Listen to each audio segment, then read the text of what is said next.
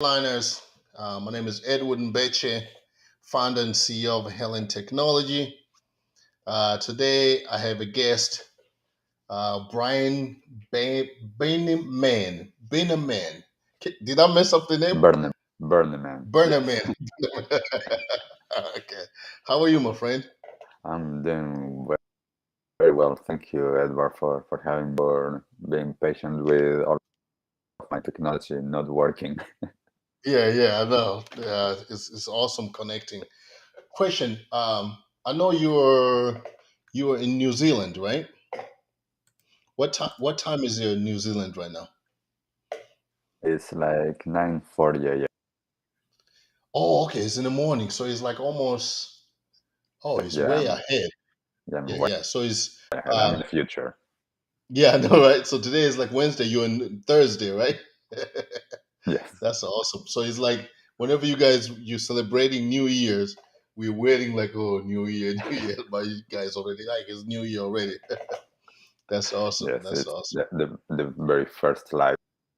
So yes, it's always just like I sleep in and people are still celebrating. Yeah. That's awesome. How is it like in New Zealand? Are you? I don't know anything about New Zealand. I've never been there.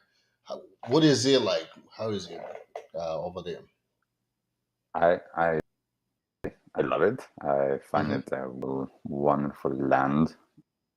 Hmm. The energy is beautiful, nature and the landscapes are incredible. You know, I live in Auckland, that is one of the main cities, and I have basically all around there's and mountains, and I can go to the beach anywhere. They have like the beach Yeah. 10 minutes away or 20 minutes away the other side. So it's really nice to be, at least for me, to be able to Wow. live in a place that like I can be here. I can share everything that I'm doing within this that Yeah. is filled with nature.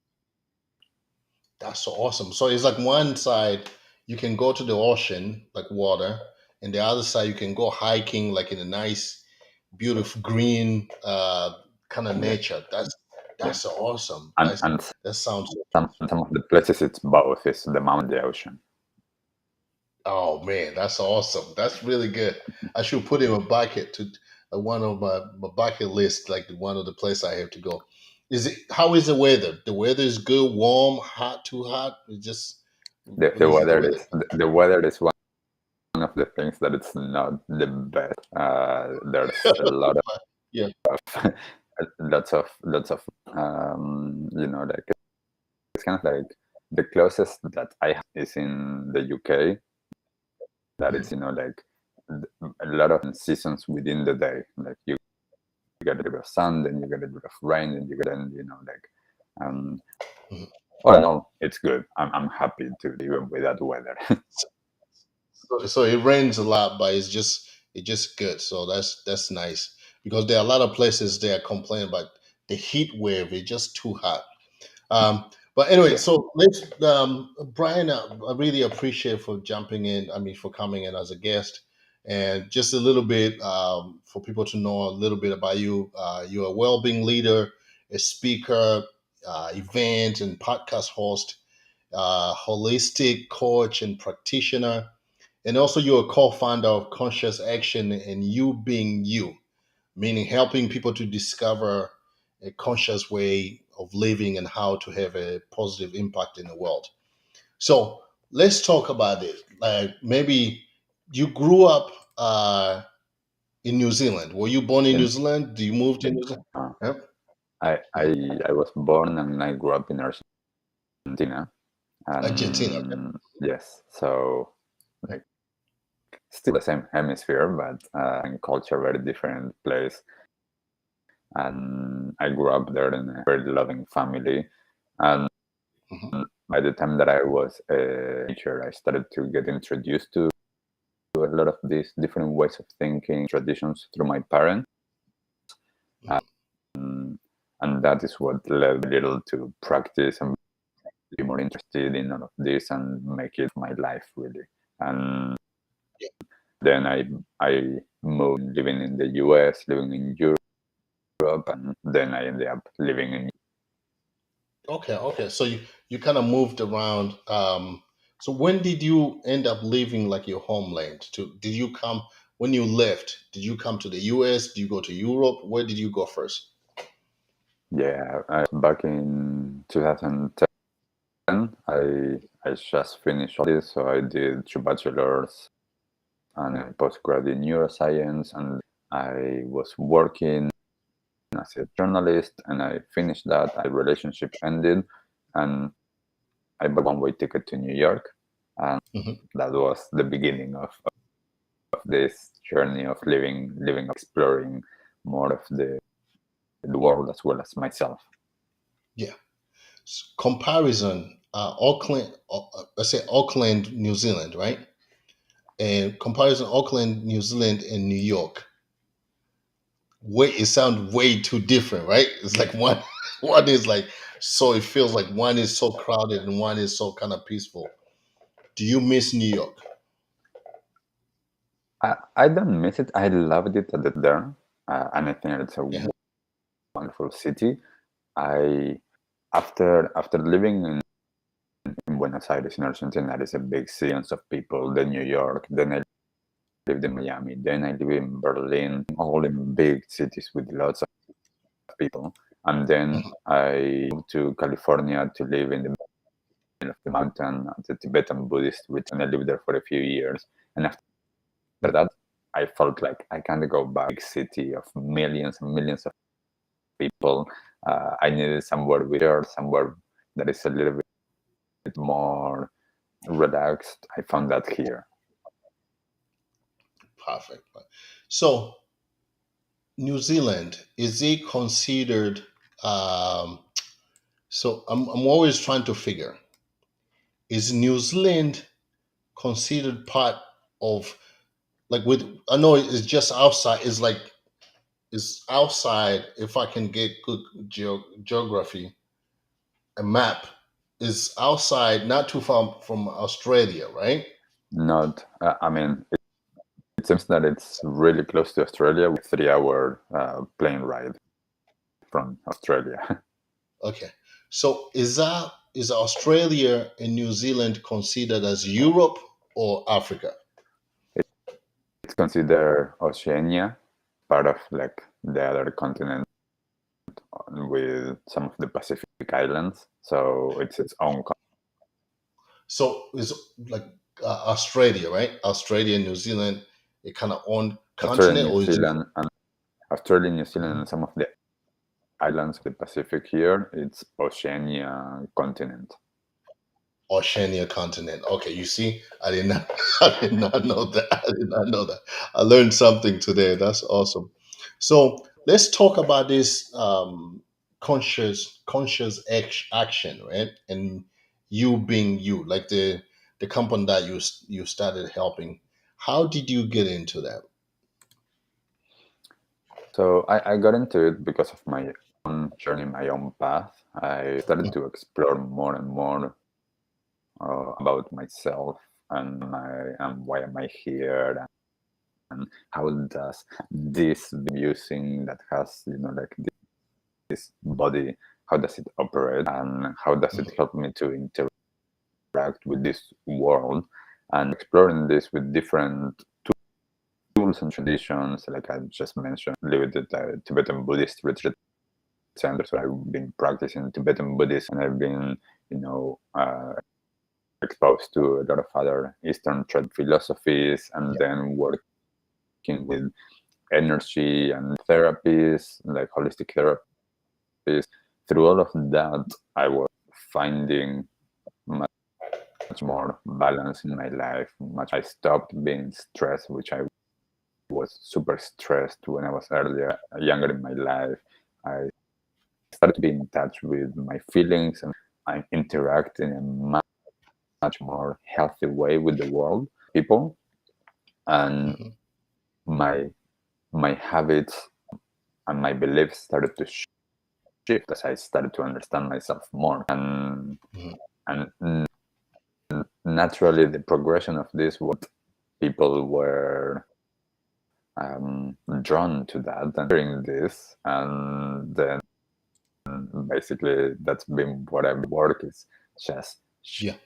sharing these tools and the perspectives and these ways of living that most people haven't been in. So I, through both conscious action and you being you, the idea is to be able to raise awareness and to allow people to make meaningful actions in their lives, changes in their life, to create an impact in the world, as well as understand, you know, the most important thing that you need to be yourself.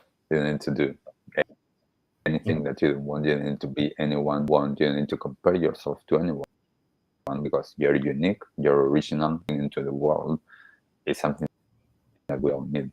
And this is not mainstream society or what most people have been Mhm. living with that paradigm. Most people, we have been paradigm that is living very consciously on automatic pilot, knowing what we're doing, reacting to life instead of responding to life, living with stress, living with sometimes with depression, taking pills to numb the symptoms, to be able to just function, to be able to go money for and you know, like I'm being in a hurry going somewhere where we're going, but we're going faster.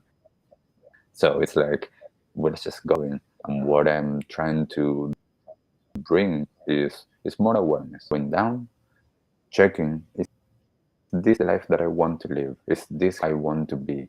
Does this serve me? And perhaps that's not about changing what's happening. It's about changing the way we're doing things and how we are being. Because I often say we are human beings, we're not human doings. We're not Yeah. doing, and we need to start being more. So Being, being. I started to like do this, and fortunately I'm able to make a living doing this, working individually with people or working with teaching at university here in New Zealand. So all of these different things that I love doing, I love sharing, and people are open to it. Okay. So in my head, I was going like so many other, I was thinking so many other ways, like when you're saying with this teaching of well-being. So this is not more like, hey, it's yoga, let's meditate. So it's more like teaching them, giving tools for them to learn. Like you mentioned about you work with individual, you work with company sometime. It is like I'm thinking, is it more like also like a retreat? People will they will fly to you, like in New Zealand, they'll be like, hey, you have a center, people will come to. Or how does that work exactly? Yeah, so it really depends. So I run workshops, I run events individually with people one on one, whether that is in or online. Hmm. Businesses the same way. I go either to their office workplace, or especially this last 3 years, it's been a lot of online working with Yeah, teams all over the world as well. And so it depends on the way that yeah, that works. It's different all of the time. Like I run retreats and all of that. So it really depends on the way that it will support someone, because everyone needs something different.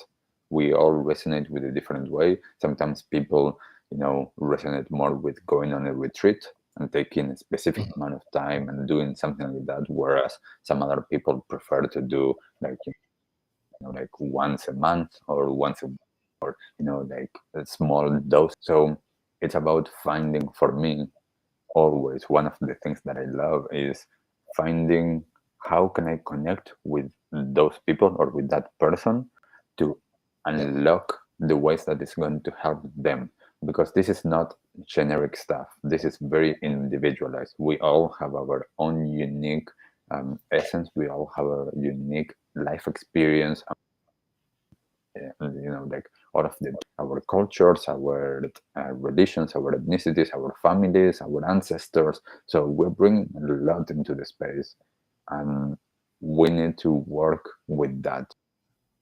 It's not like I can teach very easy, like some methods of breathing or some like meditation Mhm. classes or some yoga classes that are generic and that little bit, but it's very different if I'm doing, for example, something specific with you, Edward, if we would be working like together, than if we are doing something that is just common or generic. Mhm. So kind of more kind of tailored toward the individual, whatever, or the group, whatever is needed.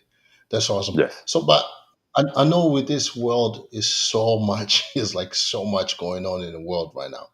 It can be either the media, like news, just social media and all that. Is it possible to live without stress? yes, definitely. Mhm, I know it firsthand and I know it from other people. The mhm, the key here is understanding, like what's stress, how does it show up? And one of my teachers used to say, tension is normal, stress is not. There's tension in life. There's things that are out of control, and there's tension, even just for me to be able to speak or to move my hands and my arms. There's tension that is needed there. Now, mhm. stress is how am I experiencing that experience that is happening? How am I allowing what's happening?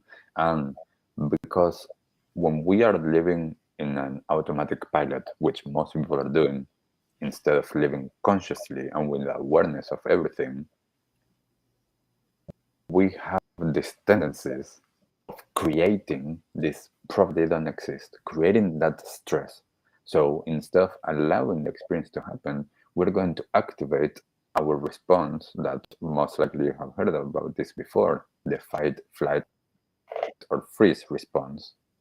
That in the past helped us to survive. Like if an animal was coming near you, you needed that to actually get that rush of adrenaline, run and get out of there, because if not, you're going to die. Now, the problem that we have is that that same response or reaction that we're having done through whatever, like someone says to you or at work or anything that is happening with situation or anything.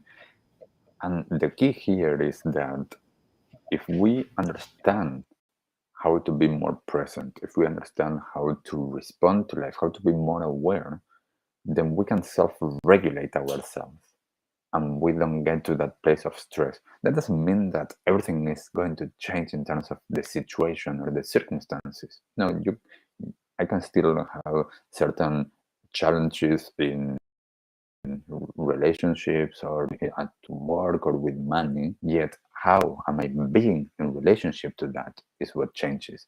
And that is how we can live without stress, by allowing experience to be processed, be fully experienced, instead of just going unconsciously through life.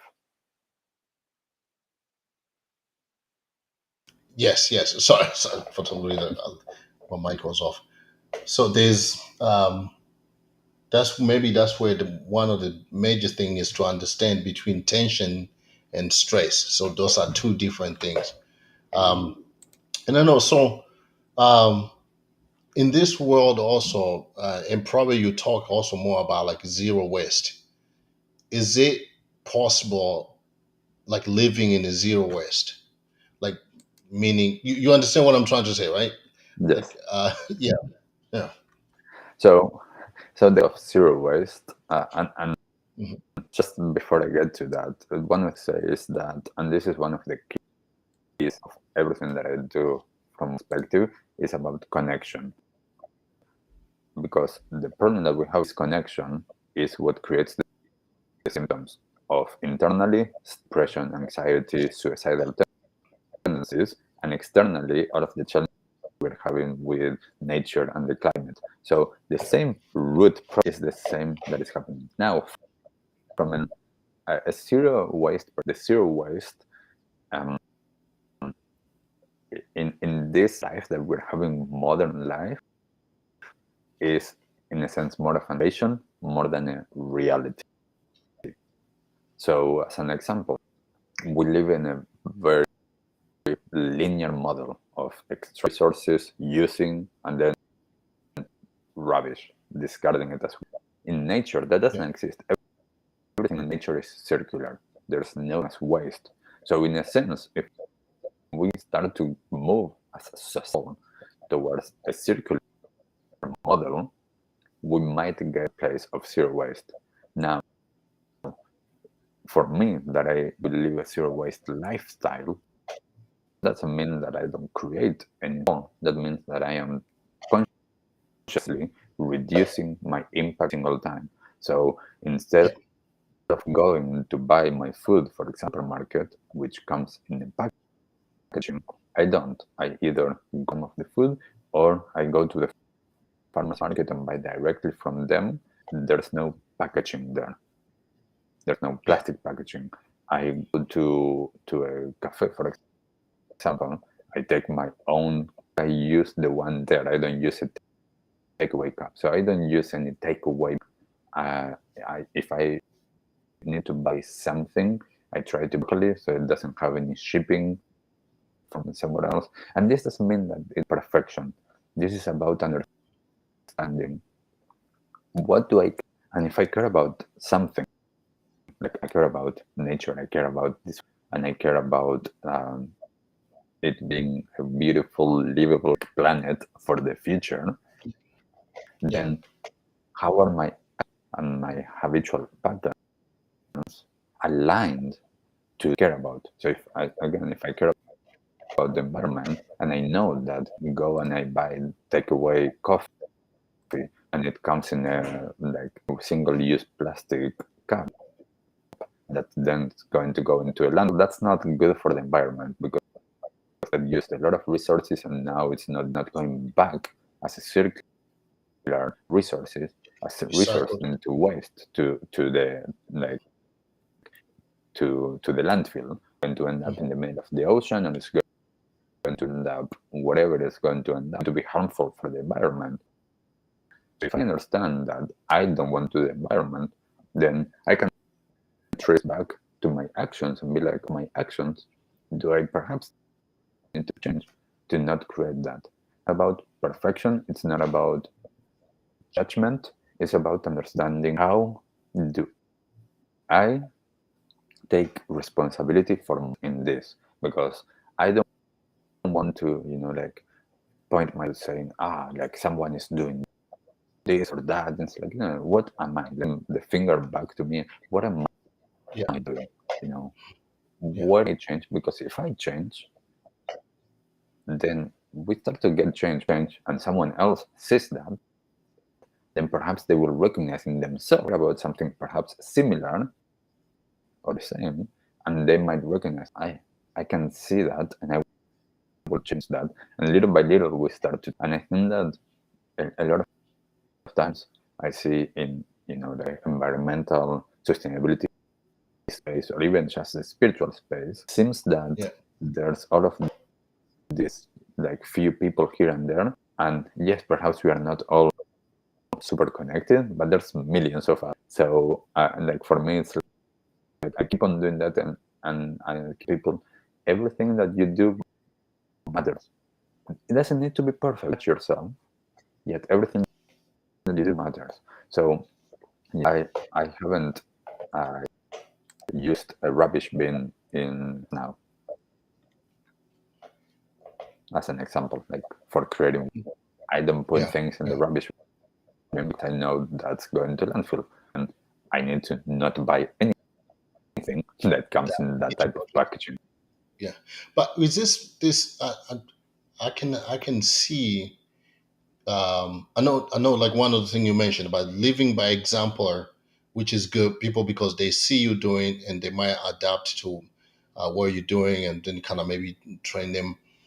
But is this possible in the major city? Because it might be the environment does not allow you. Think New York. Is it possible for New Yorker to be able to live like zero waste? In Like city like the that. way that, yeah, Mm, it's about the city, it's about the people living. in that city and the that they are living. So if everybody's living a very, very fast-paced life, completely unconscious, completely detached of their impact, then they are going to go to what's convenient, and that's the thing. And one of the things for me that is huge for being able to changes that we need in terms of sustainability and environmental growing through, what we need is the antidote for what I said was that disconnection. If people start to connect, if people start to understand what is actually important for them in their lives, then they can start to buy things or purchase things in a way that is connected to their values instead of everything. Because the convenient thing will come in packaging. Yeah, Like yeah, if we are always like if everybody's ordering Uber Eats as an example, everything is going to come into packaging that's going to be transported instead of going to the restaurant, sitting down and having a conversation with someone. Like yeah. there's a change in our consciousness that needs to happen in order for then the everything to change, and that is how we change. So is it like New York? Yes. Will it happen tomorrow? No. Mhm. It will take time for people as well as the systems, and the systems change as well as we change. So the more that we change, then the systems change with us, because the systems they don't exist. We make the systems exist. So it's If more like beside that, yeah, it's more like yes, we are shifting beside the your systems that behavior, exist. like shifting your behavior for the whole thing. Mhm. Start with the Yes, mentality to shift. the behavior needs to start with a change of consciousness, with a change, because if I tell someone to do something but understand why they need to do it, how does it connect, then that change the day that it's like they have too much, but they will not do that. So we need to with all of these things always like this multi-prong that we need to deal with certain things in the moment, and also we need to work on the underlying issues and the root causes of all of the issues that we have, just always working with the symptoms. So I do that, like both from, as I'm saying, as an environmental perspective and a well-being perspective, because a lot of times on our well-being, we are dealing with symptoms. Like stress is like the manifestation of stress or an illness in the body. It's just the manifestation of the symptom. But what's the root cause? And that is what I always work with people, and I try to get them to understand for themselves is dealing with what's at the root cause. Because if someone is having headaches all of the time, yes, something that is going to help you with the headache in the moment, but that's not the solution. You're going to have to keep on taking pills every because going to have to you're going to have that at the time if you're not dealing with the root cause. Yeah, yeah. For those who are listening with the Voice podcast, I have Brian Berneman, a well-being leader, holistic coach and practitioner. So Brian, and I know also you talk about or you teach about how to balance life and work. Do you care kind of going into a little bit detail? How do you, because I know a lot of people struggle with this, like the way just kind of trying to balance life and work. Yes, Can yes, you, definitely. can you, This can you, is Edward. This is Edward. mhm. One of the topics that I'm really passionate about, Yeah, because most people work yeah, and most people are struggling with it, whether they are making lots of money or not.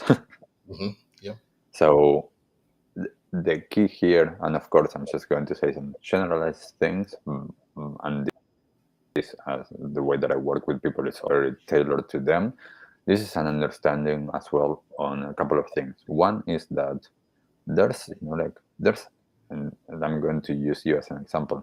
There's Yes. just you. There's no Edward, work Edward, and life Edward, and weekend Edward, and holiday and Yeah. vacation Edward. There's just Edward, right? Just yeah. Yeah.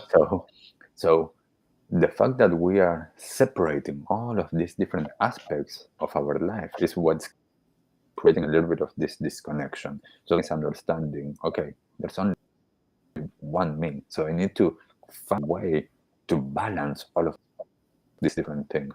Then it's about understanding, why are you working? Mhm. For me, as an example, I'm working because that's how I show up in the world. My work is how I want to show up in the world. And I Mhm. know that in a sense, moment, I am in a privileged situation because exactly what I want to do is what I'm Yeah. making money from. And I know that wasn't the case in the past. Was showing up every single day because I chose to be there. We have to a lot of times as in try to make an inquiry and question working. It's not to make money. Money is not the goal. Like it's about how you're using that money in a sense. That is why, because you want a roof, you want to support perhaps your family and to eat food. So okay, we're starting to change the perspective. And so it's not about why we're doing it because it's money. Now we realize it's because of this. I care about those things. And at Yeah. this moment, if the way that I work that is through going to work, whatever that work is, then Yeah. I can be grateful that I get to go to work instead I to work.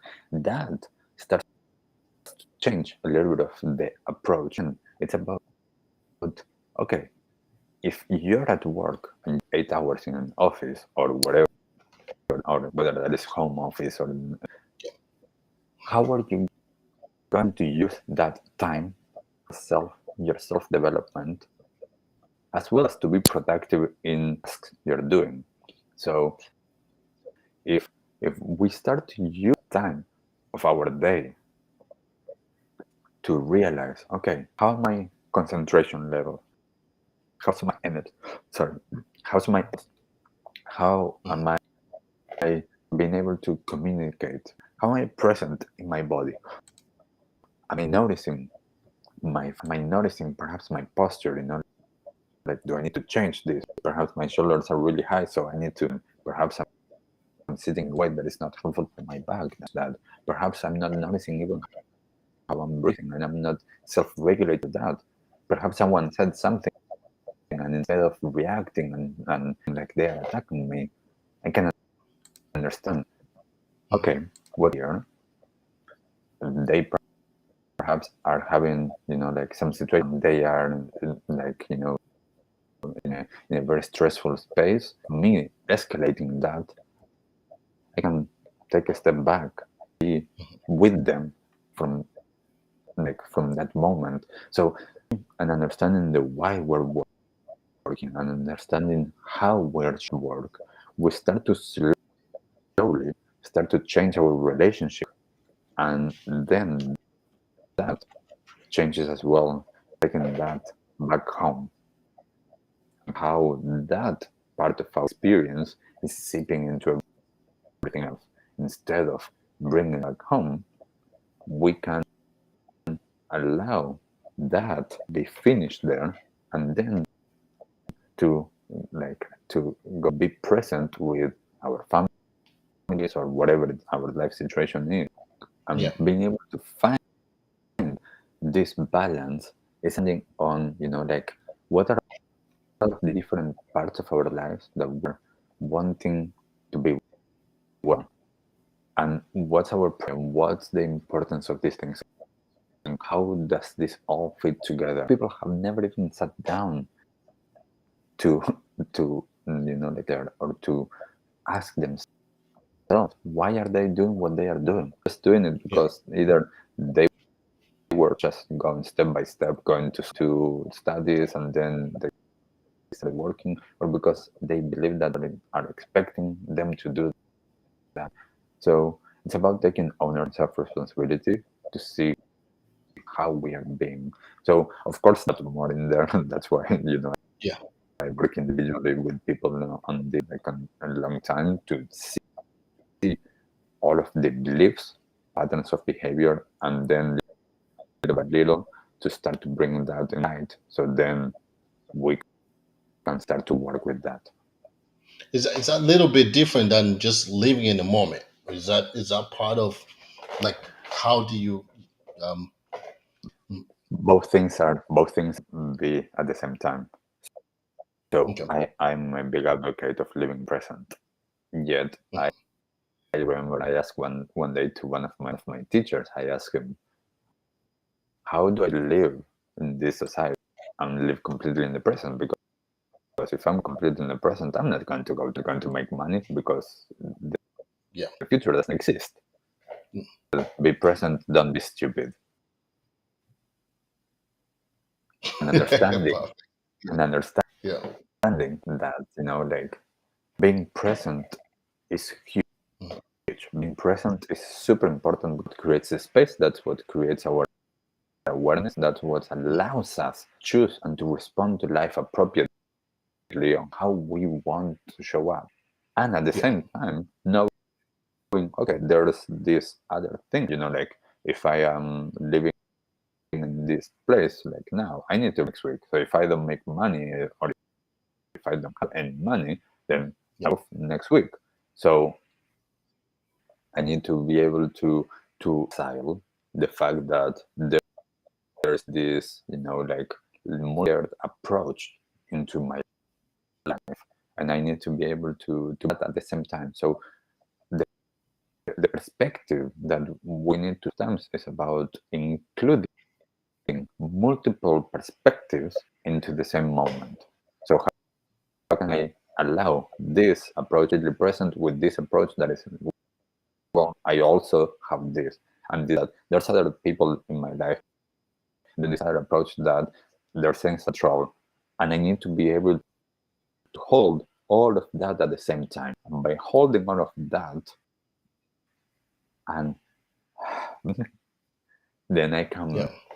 be able that. If not, I'm going to explode. Like that, most people are going through that. Then they burn out, and then they need to go to a hospital or take a leave.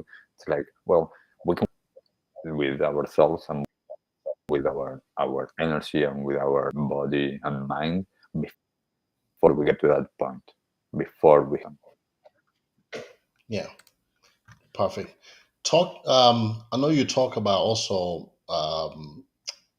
bringing meditation into life. I'm always curious. I'm always trying to compare between yoga and meditation, like the difference, like which one is better. Do both, can you can you like elaborate a little bit or go into detail, like maybe how to bring meditation into life? Is it meditation better than yoga, or kind of, is it more like yoga is Yes, more of a body kind of, and then there's mind? Can you go into a little bit detail on that? yeah. There's no better. There's Hmm. just it's with you and what works best for you at a moment in your life. I'm a Hmm. proponent of doing both, of doing the movement and doing, like sitting. Hmm. For the reason we all need different things at different moments in our lives, Hmm. and also I think that we need a deeper understanding on what these teachings are. Yoga, a lot of people just know about the movements or the postures. Yoga is about connection. Yoga is about awareness. Yoga is especially at the essence of it is about being able to develop space and awareness for enlightenment. The same as meditation is about scent. With the understanding when we're doing yoga and different styles, and I'm not an expert in all of them, so I'm not going to talk for most. I'm going to talk for what I know. Yeah. It's about that there's energy and there's like, mm, let's call it, or they are called meridians. in Chinese medicine, chakra system. We have the organs. We have a lot of different things in that. A lot of times they are not activated. It's not going there, so we're neglecting all of these parts of us. So by doing sometimes movements and these postures, we are activating the end places. We are allowing ourselves to touch those places that we're neglecting. Importantly, and this is my approach to yoga, I can touch all of those blockages that are created through all experiences that I didn't feel. I wasn't able to process at a specific, whether it was a very traumatic experience or it wasn't as traumatic, but to process that, now I can touch that. I can go and massage that blockage and process it. And now, instead of having that neglected trauma, now Mhm. I can include that into my life and to play certain patterns of behavior because of that. With meditation, meditation creates being present and to be aware. Now, meditation can look like closing my eyes, cross-legged.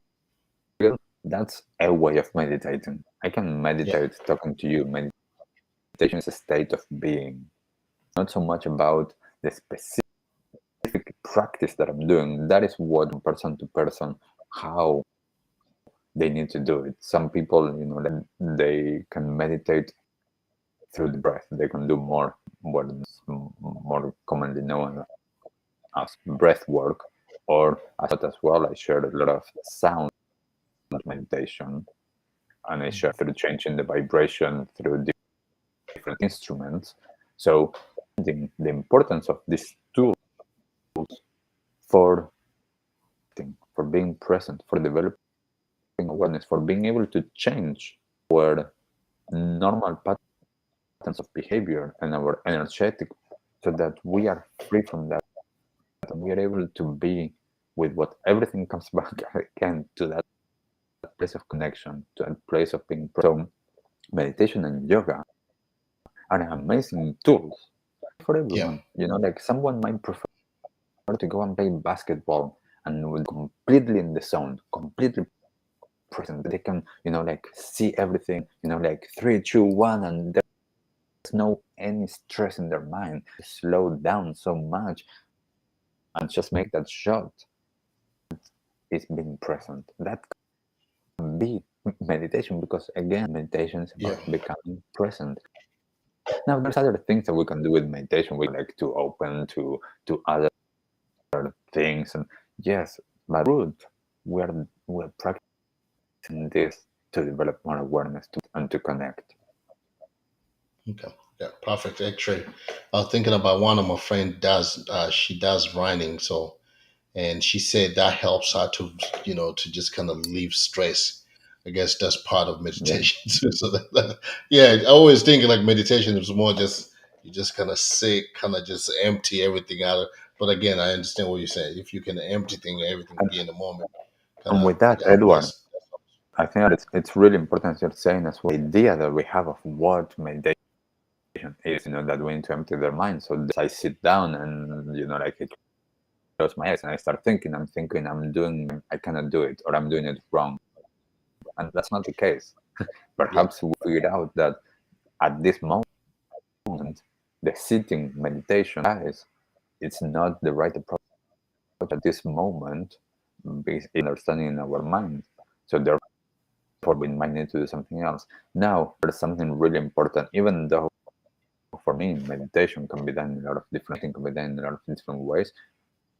I yeah, do understand the of creating time every single day to meditate or with our eyes closed, just sitting, stopping for a moment and just yeah, connecting from that place, whether that is minutes, 20 minutes, 1 hour, whatever it is for different people, to do that, because we need to create space for increasing, for slowing down, and self-regulating ourselves. perfect. So, do you believe that like incorporating holistic like whenever you do the holistic coach for either for company, do you think that helps companies or employee productivity, or for the management, or for just employees? Definitely, Yeah. definitely. This is like anytime that I work with businesses, what I tell managers or the people that are hired me to go and run program sessions for their employees is that there is a lot of times if they don't understand why they're there, if they are not like present, Hmm. they are actually, like I see a lot of this and people are 8 hours in the office. I would say that the majority are actually productive for 2 hours of those 8 hours, perhaps. They're either daydreaming or they're thinking about something else, or they are, like doing something else or procrastinating because they are Yeah. being paid already hours and perhaps they don't really Yeah. care about that job. They are just doing it because before they just need money. So Mhm. if we start to that the well-being of people and how much presently and changing the relationship to the work is going to be key for them to be active, as well as if they are well and they feel workplace is actually caring for them as people, being physically and mentally, then most likely they'll go above and beyond from what they already take days.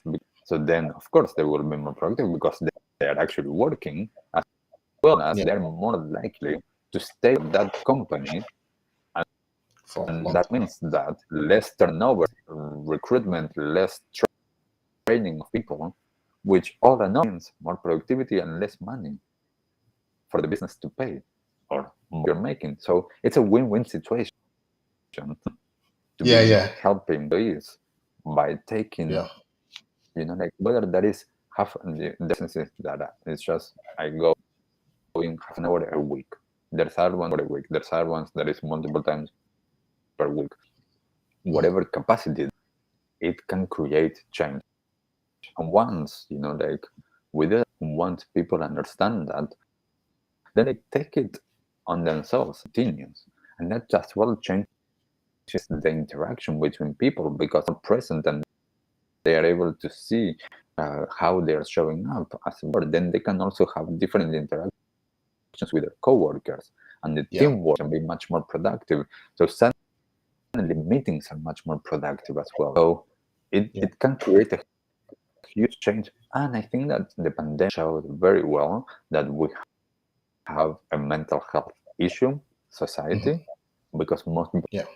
people don't have the tools and they haven't been tools how to be with what's happening. There's a lot of changes and people need to adapt and resilient beings, but also the majority of people are just pushing down what they are not wanting to see and they're just Yeah. like pushing through, and that is unhelpful in the long run.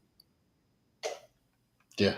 That's perfect. You mentioned that one of the thing I caught also about retention, turnover and retention rate, which is, I don't know if a lot of companies understand this. This is huge. Where if you keep spending your time on training new people, and losing more people, it's like you train them 3 months, they know now. You're like, oh, now they are good at their job, or you train them maybe for like a month or whatever, and then 3 months, they left. Then you gotta train more people. So even customer service actually fails because the person who finally got a 3 months, now they know, they care, they know everything, they in and out, maybe to offer customer service. But as soon they leave, now you gotta train a new person, then they gotta start learning. So that's very, very important for Yeah, for and business, incorporating.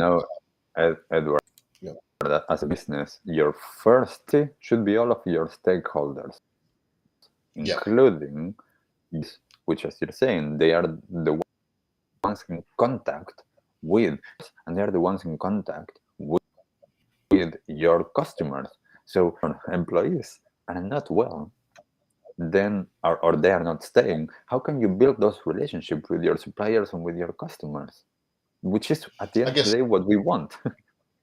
yeah, you're right. And I guess a lot of companies sometimes, because that's where it comes liability and asset. So a lot of companies might treat their employee more like a liability instead of an asset. So once you turn them, when you're looking at your employees as an asset, the whole thing changes. So you care more, and these are the kind of program you end up kind of bringing, because an employee kind of see that you care for them and they care for the company. So they care for the company, customer is happy. Berneman, thank you so much. I know before we go, do you mind kind of mentioning how people can find you? Yes, thank you, Edward, for taking the time for sharing it with me and for wonderful questions. And Definitely. people can find me either through my name online, brianberneman.com, or through Conscious Action. I'm mostly active, especially on social media. So that's Conscious Action as New Zealand, Conscious Action NZ, or Conscious Action NZ. And there they can see what I'm sharing. They can listen to my podcast, the Conscious Action podcast. They can work with me, whether that is individually or as business. So if anybody's resonating, just reach out to me. Thank you so much, Brian. Brian again is a well-being leader, speaker, event and podcast host, holistic coach, and practitioner, helping people to discover their conscious way of living and how to have positive impact in the world at the perfect time that we need right now to serve the world. Right? These things are not looking good, so but we need more people like Brian, and for us to just kind of starting pitching in and changing our behavior. And Brian, thank you so much again, my friend, and it was Thank you, really nice Edward. talking to you. And I'll be talking to you soon, right? Wonderful. All right, all right, bye.